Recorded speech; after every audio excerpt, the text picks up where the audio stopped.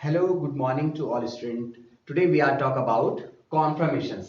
हमने hydrocarbon chapter की videos अपने चैनल में अपलोड करने की स्टार्टिंग कर दी है, जिसमें हमने अभी तक ये पढ़ा है कि how can we prepare alkenes. इसके बाद हमने पढ़ा था उनकी physical chemical property. Now we are going to explain कॉन्फर्मेशंस।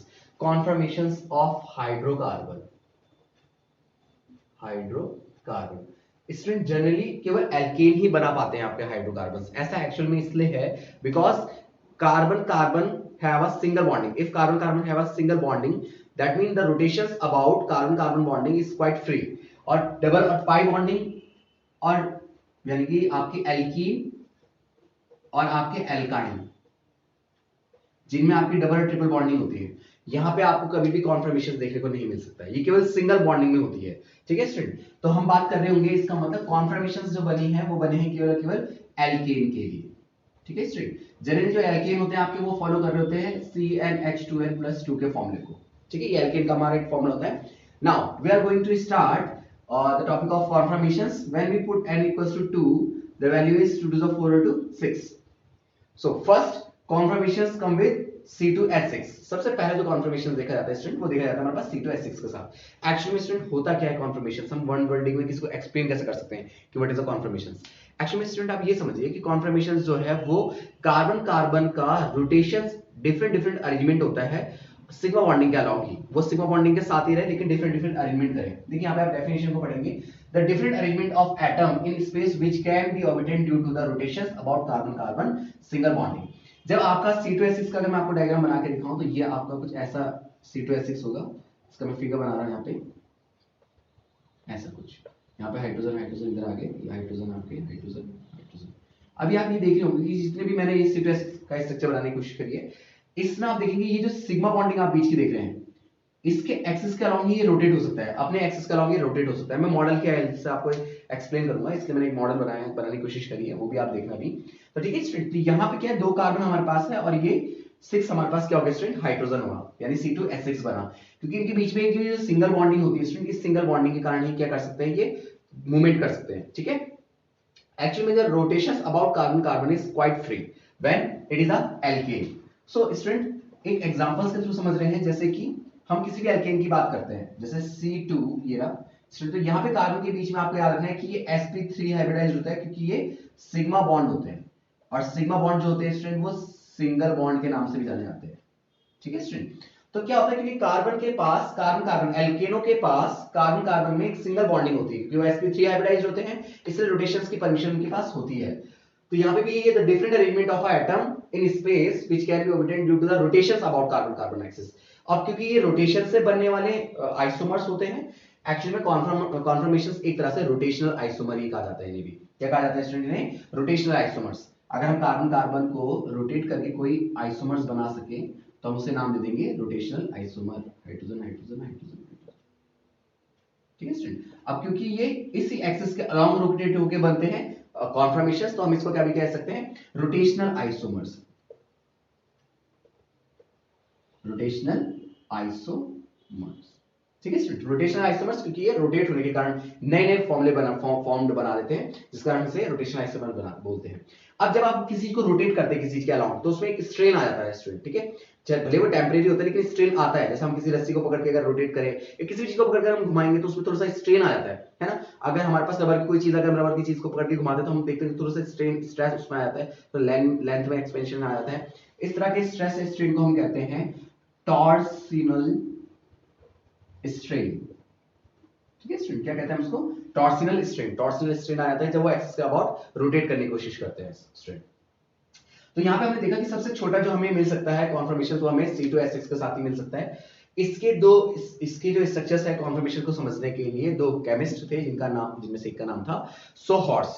उन्होंने अपना एक रिप्रेजेंटेशन दिया, दूसरे थे न्यूमैन्स ने अपना प्रोजेक्शंस दिया और उसके हेल्प से समझाया कि टॉर्सनल स्ट्रेन वगैरह या रोटेशनल आइसोमर्स क्या होता है। तो चलिए स्टूडेंट, मैं आपको बिल्कुल डीप से लेके चलता हूं कॉन्फर्मेशंस को कि हाइड्रोकार्बन के कॉन्फर्मेशंस कैसे बनते हैं। ठीक है, उससे पहले अगर आपको इसकी क्लिप लेनी है तो आप पिक ले सकते हैं। ठीक है, चलिए अब मैं आपको एक्सप्लेन करता हूं। आई होप आपने स्क्रीनशॉट ले लिया होगा। तो चलिए अभी हम समझेंगे डिटेल में briefly what is a conformations. Now student, जैसे कि अभी हमने डिस्कस किया कि रोटेशंस के कारण जो बनते हैं उसको हम कहते हैं कॉन्फर्मेशंस। तो अभी हम समझेंगे कि रोटेशंस के कारण कौन कौन सी चीजें पॉसिबल हो सकते हैं। तो स्टूडेंट सबसे पहले जो हमारे पास फर्स्ट नंबर पर आता है वो आता है हमारे पास इक्लिप्स। ठीक है स्टूडेंट, सबसे पहले आता है इक्लिप्स। इक्लिप्स का नाम आपने सुना होगा। इक्लिप्स का मतलब होता है जब कोई बॉडी किसी दूसरी बॉडी के पीछे छुप जाती है। जैसे आपने लूनर इक्लिप्स वगैरह पढ़े होंगे, हमारे गैलेक्सी में भी होता रहता है ना, सूर्य ग्रहण चंद्र ग्रहण के नाम से आपने सुना होगा। इक्लिप्स जब एक ही पीछे एक बॉडी आ जाती है ना। दूसरा इंपॉर्टेंट है स्टैगर्ड। सबसे नंबर 1 पे कॉन्फर्मेशन हमारा आ रहा है Eclipse. Next one is staggered. Staggered का मतलब बिगड़ा हुआ, जिसका स्ट्रक्चर थोड़ा सा बिगड़ जाए, कुछ बदल जाए, उसको स्टैगर्ड कहते हैं। मैक्सिमम डिस्टेंस और चेंजेस होता है। Third one is not important but हम इसको काउंट कर लेते हैं। इसको हम कहते हैं skew conformations. We have three main kinds of conformations. First one is eclipse, staggered and skew. क्योंकि स्टूडेंट ये एक टाइप के आइसोमर्स ही हैं, इसलिए हम इनको कॉन्फर्मर भी बोला जाता है। एग्जाम में हो सकता है कि आपको कॉन्फर्मेशंस की जगह आ जाए कि व्हाट इज अ कॉन्फर्मर। अब ऐसा इसलिए है स्टूडेंट क्योंकि टीचर ये देखना चाहेगा कि आपको इसके अलावा कॉन्फर्म, क्योंकि आपने आइसोमर्स तो पढ़े ही कि कॉन्फर्मर बच्चा एक्सप्लेन कर पाता है कि नहीं, क्योंकि ये रोटेशंस के अलावा अलोंग होने वाला एक वो है आइसोमर्स है, इसलिए बच्चा इसको डिटेल में नहीं देखता है क्योंकि ये बच्चों को बहुत ज्यादा कॉम्प्लेक्स लगने वाला टॉपिक है। और मैं चाहता हूं कि आपको बहुत ही इजी लगे। तो लास्ट में प्लीज लास्ट में जरूर बताइएगा कि आपको इक्लिप्स, स्टैगर्ड, स्क्यू या फिर कॉन्फर्मेशंस डिटेल में समझ में आया कि नहीं। कमेंट बॉक्स में जरूर बताइएगा। ठीक है, चलिए हम समझ रहे हैं अभी इक्लिप्स को। तो स्टूडेंट बहुत ही सिंपल सा कॉन्सेप्ट है इक्लिप्स का। जैसे मैंने अभी आपको बताया कि अगर एक कार्बन के ठीक पीछे दूसरा वाला जो कार्बन है, अगर उसके बॉन्डिंग पोजीशन सब सेम ही हो, जैसे यहाँ पे हाइड्रोजन, इसके यहाँ पे हाइड्रोजन, इधर पे हाइड्रोजन, अगर इसी के जस्ट पीछे यहीं पे दूसरा हाइड्रोजन हो, इसके ऐसे में ही दूसरा हाइड्रोजन इसके साथ आ जाए, यहाँ पे इसकी भी हाइड्रोजन हो। देखिए जैसे मैंने कोशिश करी बनाने की कि इसके इस हाइड्रोजन के साथ ये हाइड्रोजन है, इसके इस हाइड्रोजन के साथ ये हाइड्रोजन है, इसके हाइड्रोजन के साथ ये हाइड्रोजन है। ऐसे स्ट्रक्चर को स्टूडेंट हम कहते हैं इक्लिप्स स्ट्रक्चर्स। ठीक है स्टूडेंट, क्या होगा? इक्लिप्स स्ट्रक्चर्स होगा। अब हम देखते हैं कि स्टैगर्ड क्या होता है। स्टैगर्ड बनाने के लिए अगर आपने कार्बन ये दूसरा कार्बन को लिया, एज्यूम कीजिए यहाँ पे एक हाइड्रोजन सपोज आपने यहाँ दिखाया, फिर एक हाइड्रोजन यहाँ दिखाया, एक हाइड्रोजन आप ऐसे दिखाया। अब इसका स्ट्रक्चर इसके बिल्कुल अलग हो, कुछ अलग तरीके से बना दीजिए। यहाँ पे देखिए एक हाइड्रोजन मैंने यहाँ ले लिया, एक हाइड्रोजन इधर ले लिया और एक हाइड्रोजन में इधर पे ले लिया। तो देखिए कोई भी किसी को मैच नहीं कर रहा है। ठीक है, तो हम उसको बोलेंगे स्टैगर्ड है। ठीक है, स्टैगर्ड के लिए थोड़ा सा और ज्यादा डिफिकल्ट दिखा, जैसे ये। ठीक है, कोई किसी से मैच होता नहीं, देखो जैसे ये दिख रहा है ना, ये वाला उसके था, तो थोड़ा सा इसको और ज्यादा टेढ़ा दिखता है ऐसे। देखिए अब ये कैसा बन गया, ये स्टैगर्ड फॉर्म होगी ना। तो ये इससे मैच हो रहा है, ये वाला इससे मैच नहीं हो पा रहा है, ये वाला इससे मैच नहीं हो पा रहा है। तो हम ऐसे शेप को क्या कहेंगे स्टूडेंट? ये स्टैगर्ड। ठीक है, स्टैगर्ड में याद रखना कि कार्बन कार्बन के पीछे बिल्कुल परफेक्टली हाइड्रोजन को हाइड नहीं कर पाता है, अलग अलग दिखाई देते हैं आपको। तो ये स्टैगर्ड फॉर्म होगी। अच्छा, अब स्क्यू समझ लेते हैं। जब भी आप स्ट्रक्चर को चेंज करने की कोशिश करेंगे, जो कि हाइड्रोजन से बने हुए और कार्बन से बने हुए स्ट्रक्चर्स हैं, उस बीच में जितनी भी फॉर्म नई नई क्रिएट हो रही होगी उस सबको हम कहेंगे स्क्यू। अब आप बोल रहे सर ये हमने वैसे तो समझ लिया कि ठीक है कि कार्बन के ठीक पीछे दूसरा कार्बन है और हाइड्रोजन अगर उसके बिल्कुल पैरेलल कंडीशंस में है, जीरो एंगल के साथ चेंजेस में अगर, तो वहां पे हम उसको बोलते हैं इक्लिप्स। तो चलिए मॉडल की हेल्प से समझ लेते हैं। तो ये बनाया है मैंने एक मॉडल, मुझे पता है कि बहुत अच्छा नहीं है, लेकिन जैसे भी है इससे आपको मैं परफेक्टली समझा दूंगा कि what is the Eclipse, staggered और स्क्यू। सो स्टूडेंट ये सबसे पहले हमने दो बॉल ली है, इसको आप कार्बन एज्यूम कीजिएगा, जो ब्लू कलर की आपको बॉल दिखाई दे रही है, और ये अगर आपको परफेक्टली दिखाई दे रहा है तो ये हाइड्रोजन है हमारे पास, hydrogen bonding. So student now we are going to start representations of conformations with respect of models. तो देखिए स्टूडेंट जैसे अगर आप देख रहे होंगे कि ये कार्बन ठीक कार्बन के जस्ट पीछे है, इसको ये हाइड कर रहा है। ठीक है, दूसरा इस बॉन्डिंग के साथ ये बॉन्डिंग में जीरो एंगल है, इनके बीच में कोई नया एंगल तो है नहीं क्योंकि पैरेलल आ रहे हैं एक दूसरे के, इसके बीच में पैरेलल एंगल है और यहाँ पे भी पैरेलल एंगल है। तो स्टूडेंट इस कंडीशन में आप बोल सकते हैं कि सर ये एक इक्लिप्स है, क्योंकि यहाँ पे जस्ट कार्बन के ठीक पीछे कार्बन है, कार्बन बॉल के पीछे ठीक कार्बन बॉल है, और हाइड्रोजन हाइड्रोजन के पीछे ठीक hydrogen hydrogen hydrogen same bonding में है, मतलब सेम एंगल से बने हुए। इसको हम क्या बोलेंगे स्टूडेंट? ये इस टाइम पे जो आपको दिखाई दे रहा है इसको हम कहते हैं ये इक्लिप्स है। तो चलिए सर अब इक्लिप्स तो हमें समझ में आ गया, आप हमें इस स्टैगर्ड बताइए, स्टैगर्ड क्या होता है? तो देखिए स्टूडेंट जब भी आपके पास इक्लिप्स शेप होती है और इक्लिप्स शेप को हमने रोटेट किया और मैक्सिमम आपको याद है 60 तक के एंगल तक आपने इसको रोटेट करना है। अब 60 तक के एंगल तक जब मैंने इसको रोटेट किया तो स्टूडेंट कुछ इस तरह का शेप मेरे पास आया। इस डिस्ट्रॉयड शेप को ही हम कहते हैं स्टैगर्ड। स्टैगर्ड में होता क्या है स्टूडेंट? आप देखते हैं जो कार्बन होता है वो कार्बन के साथ तो ठीक है, लेकिन हाइड्रोजन उसको हाइड नहीं कर पाता, अलग अलग पोजीशंस पे होता है। जैसे कि यहाँ पे देखिए आप, ये बिल्कुल इसके पैरेलल था, ये बिल्कुल इसके पैरेलल है, ये बिल्कुल इसका पैरेलल है, लेकिन यहाँ पे देखिए ये अलग है, यहाँ पे अलग है, यहाँ पे अलग है, अलग अलग पोजीशंस डिक्लेयर कर रखी है हाइड्रोजन्स ने। तो स्टूडेंट हम इसको बोलते हैं staggered form. So now we are going to represent skew. तो इस स्क्यू को कैसे एक्सप्लेन करेंगे स्टूडेंट? देखिए सपोज हमारे पास ये हमारे पास इस टाइम हमने मान लिया कि ये इक्लिप्स है, और इक्लिप्स से स्टैगर्ड लाने के लिए मेरे को इसको 60 के एंगल से रोटेट करना होगा। सो स्टूडेंट 0 डिग्री से लेकर 60 डिग्री तक, जीरो वाले पे जब कोई एंगल डिफरेंस नहीं होता, इनके बीच में बिल्कुल पैरेलल कंडीशंस आती है, तो हम उस टाइम बोलते हैं स्टूडेंट इसको कि ये दोनों एक दूसरे के लिए क्या होंगे स्टूडेंट? इक्लिप्स। अब इसको मैंने रोटेट किया और इनके बीच में एंगल आ गया 60 का, ठीक है स्टूडेंट? अगर इनके बीच में कौन सा एंगल आ गया? 60 का एंगल आ गया, then it is a staggered. लेकिन स्टूडेंट 0 से लेकर 60 के बीच में अगर मैं इतना भी दिखाऊं आपको तो ये स्क्यू है। थोड़ा सा भी अगर डिस्टॉर्टेड हो रखा है, अगर ये देखो यहाँ पे डिस्टॉर्टेड हो रखा है तो हम यहाँ पे बोलेंगे कि ये कैसा है? स्क्यू है। अब थोड़ा सा और ये अभी भी ये स्क्यू है, तो स्क्यू तब तक बोला जाता है जब तक वो स्टैगर्ड या इक्लिप्स नहीं होता, उसके बीच में जितनी भी रोटेशंस होंगी, जैसे ये अभी 60 से बड़ा एंगल दिखाई दे रहा है, यहाँ पे कुछ और एंगल दिखाई दे रहा है, तो हम बोलेंगे ये स्क्यू है स्टूडेंट, ठीक है? तो स्क्यू और स्टैगर्ड ये आपको याद रखना है, ठीक है? ये देखिए इस टाइम ये मैंने परफेक्ट इक्लिप्स बनाए हैं, इक्लिप्स के बाद मैंने इसको हल्का सा रोटेट किया स्टूडेंट, तो ये बन गया आपका ये हो गया स्क्यू, स्क्यू, स्क्यू। जैसे 60 के एंगल पे आ गए बन गया स्टैगर्ड, अब ये स्टैगर्ड हो गया। स्टैगर्ड से मैं थोड़ा सा और डिस्टॉर्ट कर दूं तो फिर ये बन जाएगा फिर से तुम्हारा स्क्यू, और ये स्क्यू, स्क्यू और फिर से इक्लिप्स हो गया, ठीक है स्टूडेंट? तो इस तरह के रोटेशन हमारे पास होता है, उसको हम कहते हैं कॉन्फॉर्मर। कॉन्फॉर्मर में हमारे पास मैंने आपको बता दिया कि कैसे इक्लिप्स देख सकते हैं, स्टैगर्ड देख सकते हैं, स्क्यू देख सकते हैं, ठीक है स्टूडेंट?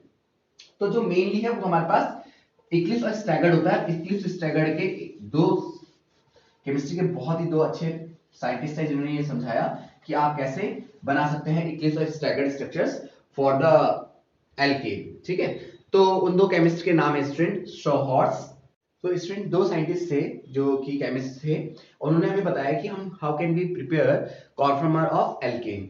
तो स्टूडेंट सबसे पहले जो साइंटिस्ट आते हैं उनका नाम है शॉहॉर्स्ट, और उन्होंने एक प्रोजेक्शंस दिए थे, या फिर आप ये मान सकते हो उनकी रिप्रेजेंटेशंस थी, उन्होंने रिप्रेजेंट किया। अब रिप्रेजेंटेशंस किस तरह की रिस्पेक्ट में बनाइए? एल्केन की रिस्पेक्ट में रिप्रेजेंटेशंस, ठीक है? Representations of alkene. ऐसे ही एक और साइंटिस्ट थे जिनका नाम था न्यूमैन। अब न्यूमैन का अपना एक प्रोजेक्शन है, ना कि ये एक रिप्रेजेंटेशन, इसका अपना क्या होता है? प्रोजेक्शंस होता है। Newman projection, Newman projections. तो we have two kinds of representations and projections. ये दो केमिस्ट थे केमिस्ट्री के जिन्होंने हमें ये बताया कि how can we prepare eclipse और स्टैगर्ड, कैसे हम बना सकते हैं, ठीक है? कॉन्फॉर्मर हम कैसे बना सकते हैं। चलो मेरे साथ आप ये सीखेंगे कि देखिए सबसे पहले तो जो हमने अभी तक बनाए हैं, जो जिस तरह हम सीखे थे सारा कॉन्सेप्ट, वही हमारे पास आ जाता है किस पे? वो हमारे पास आ जाता है शॉहॉर्स्ट के प्रोजेक्शंस पे, रिप्रेजेंटेशंस पे। अभी आप देखिए इस बॉन्डिंग के साथ ये बॉन्डिंग पैरेलल में, इस बॉन्डिंग के साथ ये बॉन्डिंग पैरेलल में, इस हाइड्रोजन के साथ ये हाइड्रोजन पैरेलल है, तो अगर ये सेम सेम है तो हम इसे लिखेंगे ये हमारा इक्लिप्स हो गया स्टूडेंट। कैसे हो गया? इक्लिप्स। अब इसी का हमें स्टैगर्ड अगर समझना है, इसकी पोजीशन को सेम रहने दीजिए और इसको थोड़ा सा रोटेट कीजिएगा, करेंगे हम, ठीक है? तो यार हाइड्रोजन मैंने माना इधर शिफ्ट हो गया, यार हाइड्रोजन थोड़ा ऊपर को शिफ्ट हो गया, यार हाइड्रोजन थोड़ा इधर को शिफ्ट हो गया, ठीक है स्टूडेंट? थोड़ा सा लगा जाते हैं ऐसे। अब आप देखिए कोई भी किसी को मैच नहीं कर रहा है, ये वाला बॉन्डिंग ये वाला इसके पैरेलल नहीं है, ये इसका पैरेलल नहीं है, इसके पैरेलल नहीं है, ऐसे को हम बोलते हैं स्टूडेंट, वो होता हमारा स्टैगर्ड, होता है स्टूडेंट हमारा स्टैगर्ड, यानी कि डिस्टॉर्टेड स्ट्रक्चर, कुछ अलग स्ट्रक्चर जो कि चेंज हो गया है थोड़ा बहुत, ठीक है?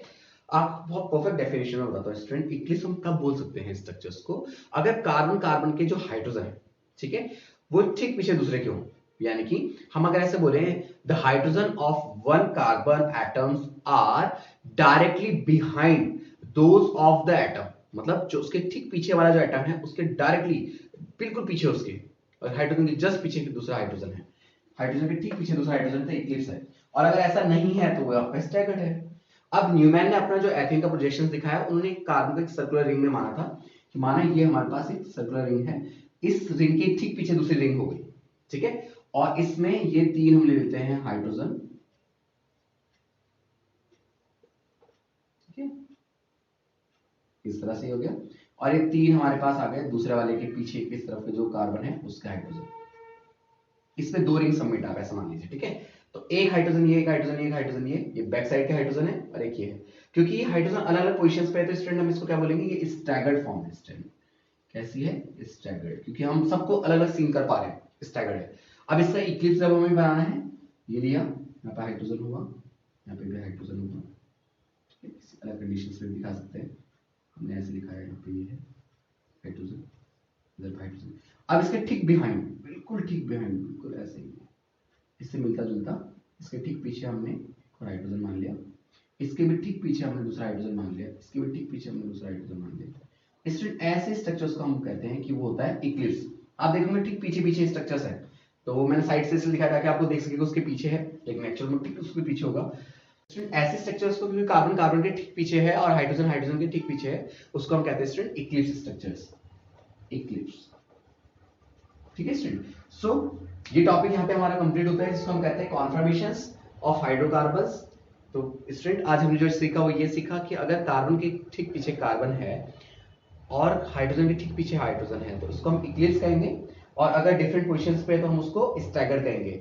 और कॉन्फॉर्मर, आप ध्यान रखिए, कॉन्फॉर्मर को हम रोटेशनल आइसोमर्स भी कहते हैं, क्योंकि अगर कार्बन कार्बन के साथ सिंगल बॉन्डिंग में है तो उनको एक फ्री, मतलब क्वाइट फ्री हम ये बोल सकते हैं, रोटेशंस की अथॉरिटी मिल जाती है, वो रोटेट हो सकते हैं अपने एक्सेस के अलाउंग, तो वहां से स्ट्रेन बन जाता है हमारा कॉन्फॉर्मर। और इसमें ये भी क्वेश्चन आता है एग्जाम में कि इनके बीच में कौन सा स्ट्रेन था, तो उसको हम कहते हैं टॉर्सनल स्ट्रेन। ठीक है स्ट्रेन, तो एल्केन का ये टॉपिक हमारा कॉन्फॉर्मेशंस वाला यहाँ पे कंप्लीट होता है। और जिस तरह से आपने इससे प्रीवियस जो वीडियो मैंने बनाई थी एल्केन हाइड्रोकार्बन्स की, उस पर अपना प्यार दिखाया, तो प्लीज इस पर भी अपना प्यार दिखाइए और इसको शेयर कीजिए, लाइक कीजिए, सब्सक्राइब कीजिए। Thank you so much.